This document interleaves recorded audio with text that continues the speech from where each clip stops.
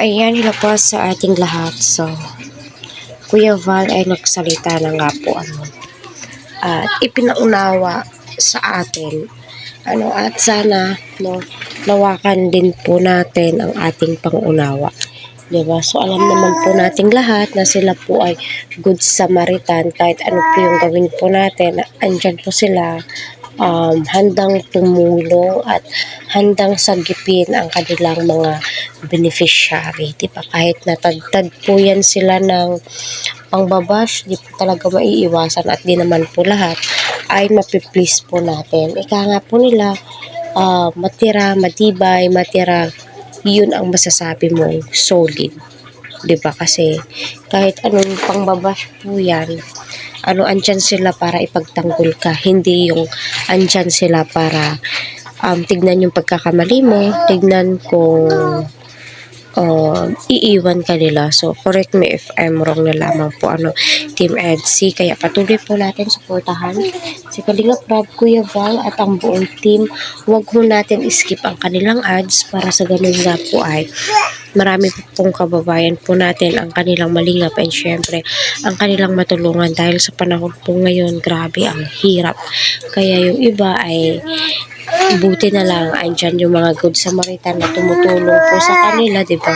So, ayun na nga po, ayon sa live ni Kuya Val Santos Matubang, hindi naman po daw pwede na iasa na lahat kay Edu.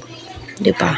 Hindi naman po pwedeng ganon. So, yung ginawa nga po daw ni Arjen, pwede naman daw po yun.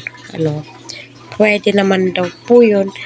So, nung nagkita si Arjen at si Ed, so sana inopen up na lang ni Arjen na kung sakali ay pwede na lamang siyang mag-vlog, kahit papaano ay may pangkuhanan po siya ng kanyang mga pangangailangan kasi totoo naman po talaga na napakagasto yung kursong kinuha niya at the same time po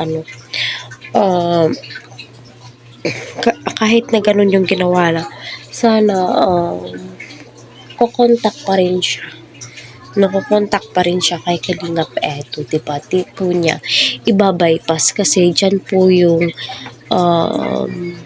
nagsisimula yung miscommunication para kahit papaano ay magkaintindihan para maipaliwanag po nila sa bawat isa kung ano yung kailangan gawin, ano yung hindi, at ano yung dapat na ma-improve, diba? Kasi mahirap naman kung bawal na pala yun, lumabag ka na sa batas or sa rules, alam naman po natin kung sino yung unang mapapasama, diba?